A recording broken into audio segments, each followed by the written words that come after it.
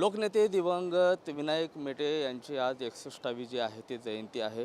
खरं पाहिलं तर त्यांचा आज वाढदिवस होता, मात्र त्यांच्यावरती 61चा वाढदिवस करण्याची जयंती करण्याची जी दुर्दैव आहे ते ओढावल्याचं डॉक्टर विनायक मेटे यांनी सांगितलेलं आहे. बाजूला आता सध्या मी कार्यक्रमाच्या ठिकाणी आहे आणि या कार्यक्रमामध्ये एक बॅनर आपल्याला पाहायला मिळतं. पहिल्यांदाच या कार्यक्रमाला राजकीय पुढाऱ्यांना निमंत्रण देण्यात आलेलं नाही. तर दुसरीकडे जर बघितलं तर मनोज जरांगे पाटील यांचा फोटो या बॅनरवरती लावण्यात आलेला आहे.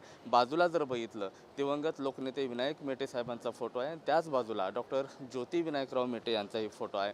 एवढंच नाही तर प्रदेशाध्यक्ष जे आहे तानाजी शिंदे आणि दिवंगत लोकनेते विनायक मेटे यांचा जो मुलगा आहे आशुतोष विनायक मेटे यांचाही फोटो आहे. एकंदरीत पाहता की आतापर्यंत जेवढेही कार्यक्रम शिवसंग्रामचे झाले त्या कार्यक्रमाच्या बॅनरवर राजकीय पुढारी जे आहेत त्यांचे फलक लावण्यात येत होते, त्यांचे फोटो लावण्यात येत होते. मात्र पहिल्यांदाच राजकीय पुढाऱ्यांना या बॅनरच्या फोटोवरून हटवण्यात आलेलं आहे.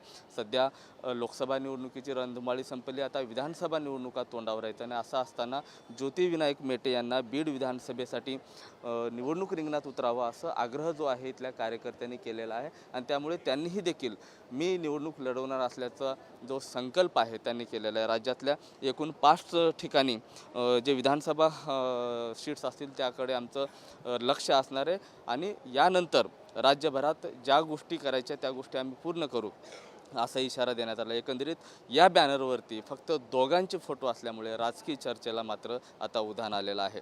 कॅमेरा पर्सन आप्पासाहेब मोहोरकरसह मी महेंद्रकुमार मुधोळकर, TV9 मराठी, बीड.